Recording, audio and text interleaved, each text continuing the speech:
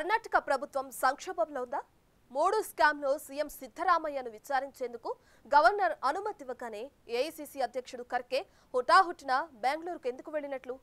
KC Venugopal సిద్ధరామయ్యకు phone చేసి ఆరా తీయటం వెనుక రాబోయే సంక్షోభమే కారణమా? ఇప్పుడు ఇవే ప్రశ్నలు హాట్ టాపిక్ అవుతున్నాయి. అసలు కర్ణాటక సర్కారును కుదిపేస్తున్న ముడా స్కామ్ ఏంటి? దీనిపై అధికార పక్షం విపక్షం వర్షన్ ఏంటి? Let's watch the story.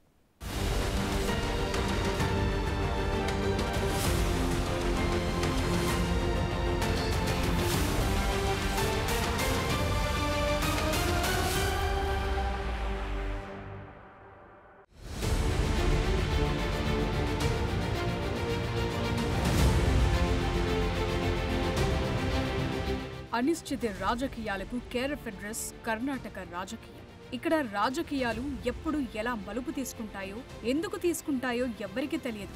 మొన్నటి వరకు ప్రజ్వల్ రేవణ్ణ వ్యవహారం కాక మీద నడిచింది. ఇప్పుడు మళ్లీ ఏకంగా కర్ణాటక ముఖ్యమంత్రిని టార్గెట్ చేస్తూ వచ్చిన లేటెస్ట్ ఆరోపణలివి.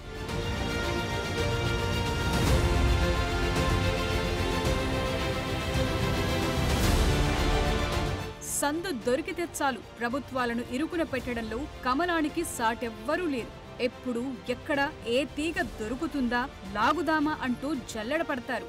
ఇప్పుడు కర్ణాటకను టార్గెట్ చేసినట్టు తెలుస్తోంది. ఏకంగా సీఎంనే టార్గెట్ చేస్తూ ఆరోపణలు గుప్పిస్తున్నారు. భూములు అప్పనంగా భార్యకు రాసిచ్చారని బీజేపీ ఆరోపిస్తుంటే నా భూములే లాక్కుని తిరిగి మీరిచ్చిన భూముల మీద రాజకీయమా అంటూ సిద్ధరామయ్య కౌంటర్ ఇస్తున్నారు. మాటల సంగతి ఎలా ఉన్నా ఈ స్కామ్ ఇప్పుడు ప్రభుత్వానికి పెను సవాల్గా మారింది. అసలు ఇది స్కామేనా అనే ప్రశ్నలు గట్టిగానే వినిపిస్తున్నాయి.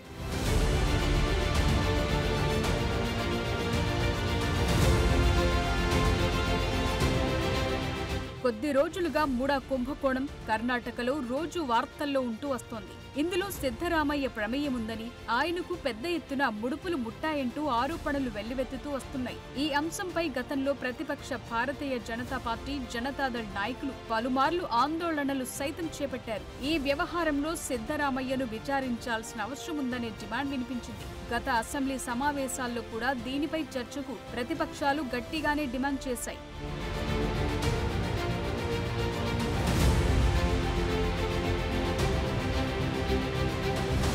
ఇన్ని రోజులు మైసూర్ అర్బన్ డెవలప్మెంట్ అథారిటీలో భూ కేటాయింపుల్లో సీఎం అక్రమాలకు పాల్పడ్డారని బీజేపీ ఆరోపిస్తుండగా ఇప్పుడు ఆ వివాదం మరో ఎత్తుకు చేరింది. మైసూర్ అర్బన్ డెవలప్మెంట్ అథారిటీలో జరిగిన కుంభకోణానికి సంబంధించి ముఖ్యమంత్రి సిద్ధరామయ్యను ప్రాసిక్యూట్ చేయడానికి గవర్నర్ తావర్చంద్ గెహ్లాట్ ఎట్టకేలకు గ్రీన్ సిగ్నల్ ఇచ్చారు. అవినీతి నిరోధక చట్టంలోని సెక్షన్ 17, భారత న్యాయ సంహితలోని సెక్షన్ 18 ప్రకారం దర్యాప్తు అధికారులకు ముఖ్యమంత్రిని విచారించేందుకు రంగం సిద్ధమవుతోంది.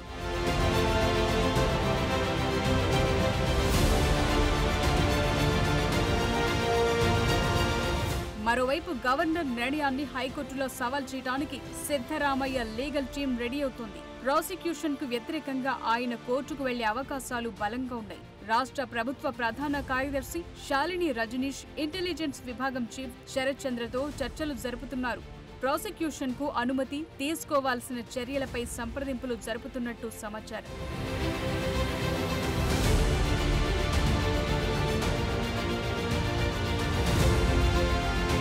కాగా అంతకు ముందు ఈ వ్యవహారంపై ఆర్టీఐ కార్యకర్త టీజే అబ్రహాం, ప్రదీప్, స్నేహమయ్యి కృష్ణ భగవాన్ ను ఆశ్రయించారు. సిద్ధరామయ్యను విచారించడానికి అనుమతులివ్వాలంటూ దరఖాస్తును దాఖలు చేసుకున్నారు. ముడా స్కామ్ కు సంబంధించిన కొన్ని కీలక డాక్యుమెంట్లను వాటికి జత చేశారు. అయితే తనపై వచ్చిన ఆరోపణలకు 7 రోజుల్లోగా సమాధానం ఇవ్వాలని, ఆయనపై ఎందుకు విచారణ జరపకూడదో తెలపాలని ఆదేశిస్తూ గవర్నర్ గత నెలలో ముఖ్యమంత్రికి షోకాజ్ నోటీస్ జారీ చేశారు. దీంతో ప్రాసిక్యూషన్ ను అనుమతించొద్దని గవర్నర్ ను కోరుతూ రాష్ట్ర మంత్రివర్గం తీర్మానం చేసింది. నోటీసును ఉపసంహరించుకోవాలని సిద్ధరామయ్య నేతృత్వంలోని ప్రభుత్వం సూచించింది. గవర్నర్ రాజ్యాంగ పదవిని దుర్వినియోగం చేస్తారని ఆరోపించారు.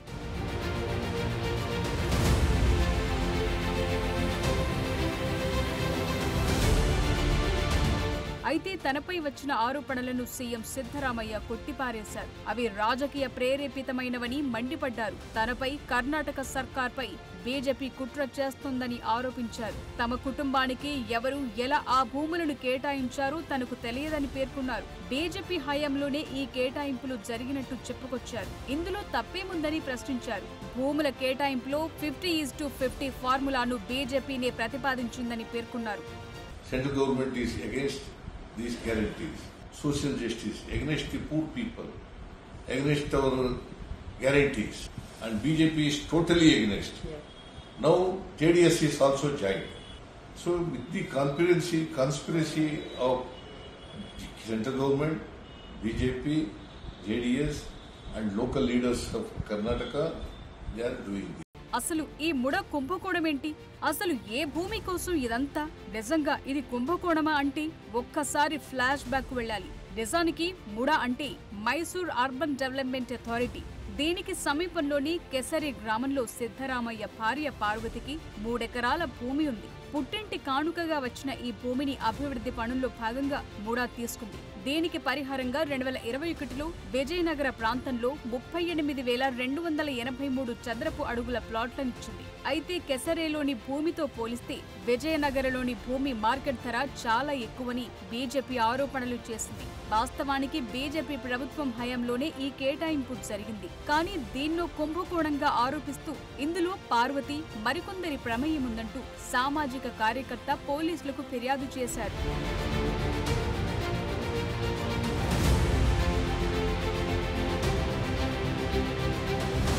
అంతేకాదు 2023 అసెంబ్లీ ఎన్నికల అఫిడవిట్లో తన భార్య యాజమాన్యాన్ని వెల్లడించడంలో సిద్ధరామయ్య విఫలమయ్యారని ఆర్టీఐ కార్యకర్త అబ్రహాం తన ఫిర్యాదులో ఆరోపించారు. వాస్తవానికి ముడా కర్ణాటక స్థాయి అభివృద్ధి సంస్థ. పట్టణాభివృద్ధిని ప్రోత్సహించటమే ఈ ఏజెన్సీ పని. దీంతో పాటు ప్రజలకు అందుబాటు ధరల్లో ఇళ్లను అందించాలి. కానీ సీఎం భార్యకు ఎక్కువ ధర ఉన్న భూమిని అప్పగించడంపై బీజేపీతో పాటు పలువురు నేతలు ప్రశ్నిస్తున్నారు. ఇక సిద్ధు దంపతులు, కొందరు అధికారులు అక్రమాలకు పాల్పడ్డారని ఆర్టీఐ కార్యకర్తలు ఆరోపించారు. ముడా భూ కేటాయింపుల్లో జరిగిన అవకతవకల్లో పార్వతి పాత్ర ఉందంటూ బీజేపీ కూడా ఫిర్యాదు చేసింది. When Siddaramaiah was the deputy chief minister, the land was denotified. When he was the chief minister, the son-in-law purchases the land and through a gift deed gifts it to his wife. When Siddaramaiah was the chief minister again, his wife applies for compensation from Muda, who sits in the Muda council when the resolution is passed. The chief minister's son, who is the MLA, he sits in the meeting and then he awards 14 sites in an upmarket locality in the name of his mother. This in gist is the modus operandi of the Muda scam, which is not very different from the National Herald case or the kind of allegations that Mr. Robert Vadra is facing in many of his land deals. అయితే ఇది BJP కుట్ర అని మొదటి నుంచే సిద్ధు ఆరోపిస్తున్నారు. కర్ణాటక పైన ఆ party కుట్ర చేస్తోందని ధ్వజమెత్తారు. అసలు తమ భూమిని ముడా అక్రమంగా తీసుకుందని ఆరోపించారు. తన భార్య పార్వతి పరిహారం పొందటానికి అర్హురాలని పేర్కొన్నారు. 2014లో తాను సీఎంగా ఉండగా పరిహారం కోసం పార్వతి దరఖాస్తు చేసుకున్నారని, తాను పదవిలో ఉన్నంత కాలం పరిహారం ఇవ్వలేదని చెప్పారు. బీజేపీ ప్రభుత్వం ఉండగా 2021లో మళ్లీ దరఖాస్తు చేసుకుంటే విజయనగరలో భూమిని కేటాయించారని స్పష్టం చేశారు. విజయనగర భూమి మార్కెట్ ధర ఎక్కువగా ఉందని బీజేపీ భావిస్తే వెనక్కు తీసుకుని తన భార్యకు న్యాయంగా చెందాల్సిన పరిహారాన్ని ఇవ్వాలని కోరారు. I will fight it out legally in a court of law because it is an illegal sanction given by the governor who is a puppet of the central government. See, there is no prima facie case against me or against anybody, and the BJP has no moral right to ask my resignation. Okay. It is because the governor is biased towards me.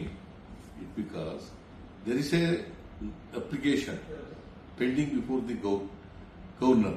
In fact, Lokayukta asked a sanction from the governor in Kumaraswamy's case. Right. That sanction has not been given so far. Right.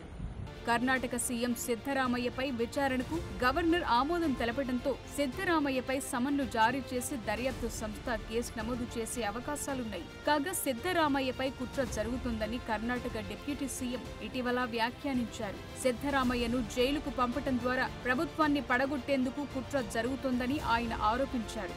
వాళ్లు కేటాయించిన భూమి మీదే కమలం రాజకీయం చేయటం ఏంటని హస్తం గట్టిగానే ప్రశ్నిస్తోంది. ప్రభుత్వాన్ని అస్థిరపరిచేందుకు ఏదో ఒక దుమారం రేపేందుకు బీజేపీ ఇలా చేస్తోందని ఆరోపిస్తోంది. నిజానికి కాంగ్రెస్ వాటి మిత్రపక్ష పార్టీలు అధికారంలో ఉన్న రాష్ట్రాల్లో ప్రభుత్వాన్ని కూలగొట్టడమే పనిగా పెట్టుకుంది. ఇప్పుడు కర్ణాటకలో కూడా ఇదే ప్లాన్ వర్కౌట్ చేసి ప్రభుత్వానికి అగ్ని పరీక్ష పెట్టనుందా అనే ప్రశ్నలు తలెత్తుతున్నాయి. ఇప్పటికే గంటకో మలుపు తిరుగుతున్న ఈ వ్యవహారం మున్ముందు ఏం జరుగుతుంది అన్నది మాత్రం ఇంట్రెస్టింగ్ గా మారింది.